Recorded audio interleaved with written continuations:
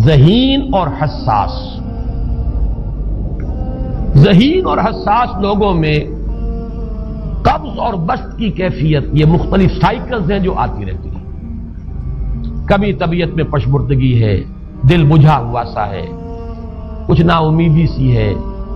خود اپنے اوپر اعتماد کی کمی محسوس ہو رہی ہے، مجھ میں صلاحیت نہیں ہے، میں کچھ نہیں کر سکتا، اب تک جو کچھ کیا کبا بھی ہے، امنگ بھی ہے، امید بھی ہے،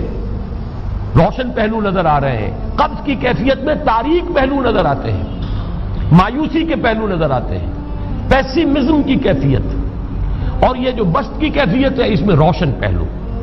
دیکھو یہ بھی تو ہے نا، آخر یہ بھی تو ہوا ہے، اور بھی ہو سکتا ہے، آخر اب تک میں نے یہ کام بھی تو کر لیا، آگے بھی مشکل آسان ہو سکتی ہے. یہ دو کیفیات ہیں قبض اور بسط کی، جن کو کہ صوفیاء کرام نے یہ اصطلاحات، یہ عنوان دیے، قبض اور بسط.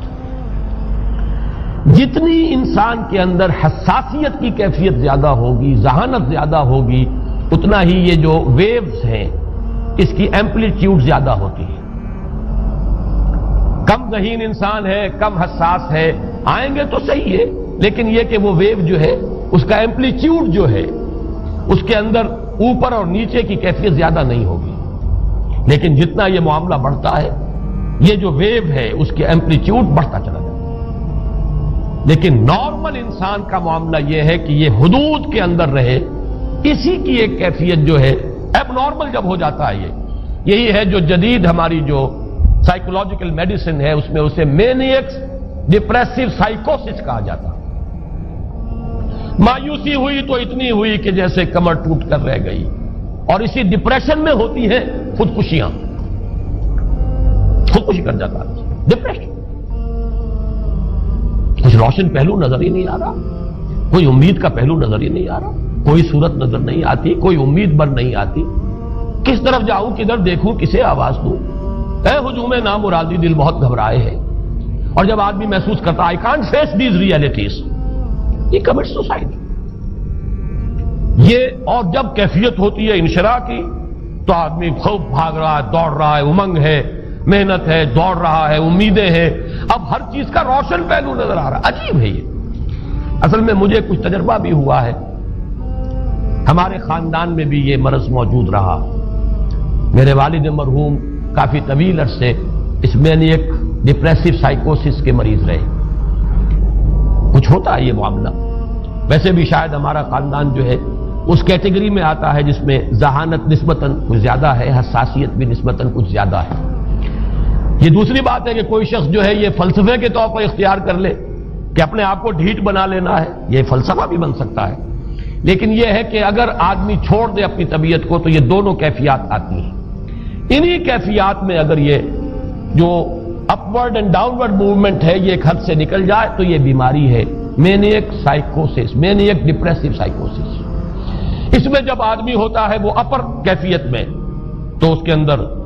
بڑی عظیمت ہے، روشنی ہے، امید ہے، لوگوں سے گفتگو کر رہا ہے، حق بول رہا ہے، خوب جو ہے محفل کے اندر، اب وہ محفل میں اسے دلچسپی محسوس ہو رہی ہے اور اسے ہر چیز کا روشن پہلو نظر آ رہا ہے، خود اپنے وجود کا بھی روشن پہلو، دوسروں کے وجود کا بھی. دوسروں کی بات میں سے بھی وہ اچھا پہلو تلاش کریں گے، وہ برا پہلو تلاش نہیں کریں گے. جب دوسری کیفیت ہے ڈپریشن کی، ہر ایک کی بات میں کوئی برائی نظر آئے گی، کوئی اس کی نیت کا فطور ہے، کوئی فساد ہے، کوئی یہ جو ہے بدنیتی کے ساتھ یہ بات کر رہا ہے، کوئی خیر کہیں ہے ہی نہیں، برائی ہی برائی ہے،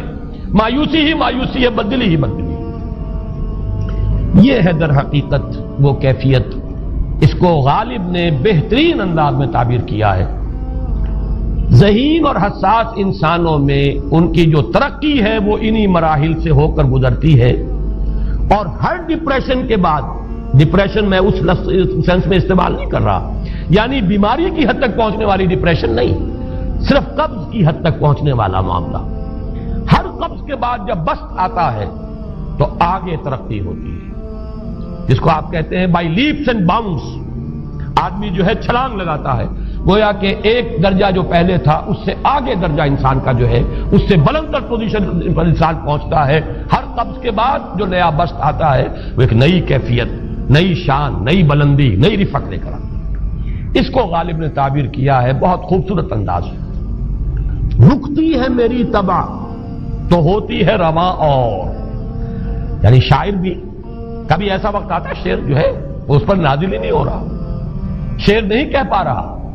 طبیعت میں رکاوٹ سی ہے، بندش سی ہو گئی ہے، کوئی کلام موضوع ہو ہی نہیں رہا،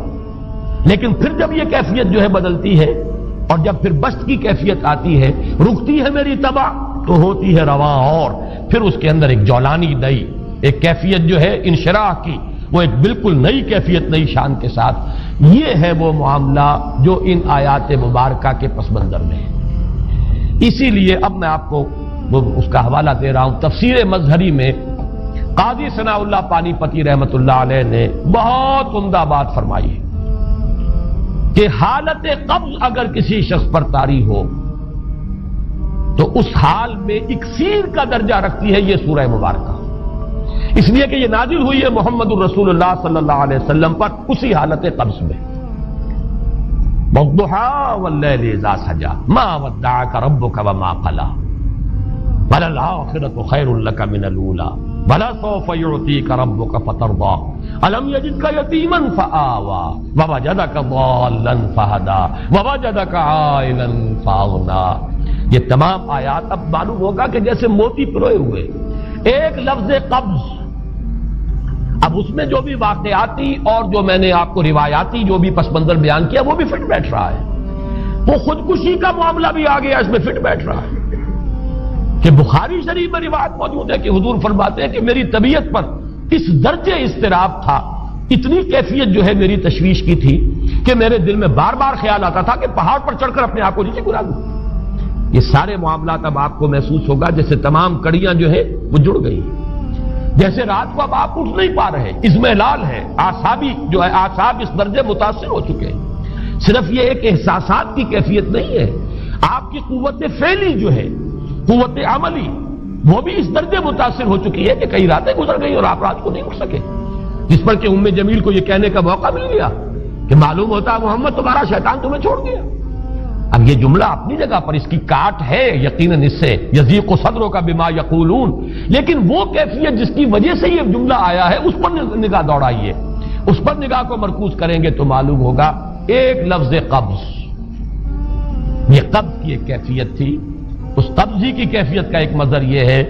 کیونکہ یہ بھی تو در حقیقت قلب مبارک جو ہے محمد الرسول اللہ صلی اللہ علیہ وسلم کا، اسی پر تو وحی کا نزول ہوتا تھا، یہ بھی وہی داخلی احساسات و کیفیات کا معاملہ ہے، یہی بھی در حقیقت یہ واردات قلبیہ ہی کا سارا معاملہ ہے،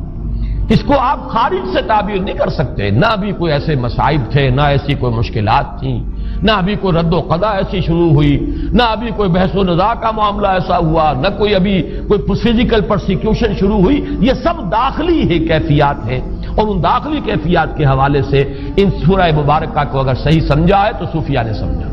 وہ جو اقبال کا شعر ہے کہ کچھ جو سمجھا میرے شکوے کو تو رضواں سمجھا، مجھ کو جنت سے نکالا ہوا انسان سمجھا، اور کون سمجھے گا؟ وہ تو سمجھے گا کہ دکھے ہوئے وہ دل کی صدا ہے، وہ کیا ہے جو اقبال کی وہ ایک نظم ہے پرندے کی فریاد، گانا اسے سمجھ کر خوش ہونا سننے والے، یہ تو در حقیقت ایک دکھے ہوئے دل کی صدا فریاد، یہ صدا ہے۔ تو یہ کیفیت جو ہے رضوان سمجھ سکا ہے جو کہ داروغہ جنت ہے، اس نے سمجھا یہ وہی آدم جو نکالا گیا تھا یہاں سے، یہ اس کی فریاد ہے۔ کچھ جو سمجھا میرے شکوے کو تو رضواں سمجھا، مجھ کو جنت سے نکالا ہوا انسان سمجھا۔ تو واقعہ یہ ہے کہ اس سورہ مبارکہ کا صحیح فہم اگر حاصل ہوا ہے، وہ امام راضی کو حاصل ہو ہی نہیں سکتا، وہ عقل اور منطق کی گتھیاں سلجھانے والے آدمی ہیں، اپنی جگہ ان کی کنٹریبیوشن بہت، یہ لغت اور ادب کا کوئی خاص مسئلہ اس میں ہے ہی نہیں کہ زمخشری اس میں کوئی جولانی دکھائیں اپنی، اس میں کوئی ایسا اشکال ہے ہی نہیں، نحوی اشکال ہی نہیں، لیکن یہ واردات قلبیہ کا معاملہ ہے، احساسات باطنی کا معاملہ ہے، یہ نفسیات انسانی کا معاملہ ہے، اور اس کو وہی سمجھ سکتے ہیں کہ جو ماہرین علم نفس ہیں، اور وہ ہیں صوفیاء کرام ہمارے ہاں، جن کا وہ ذوق ہے باطنی کیفیات و احساسات، جن کا موضوع کہ یہ در حقیقت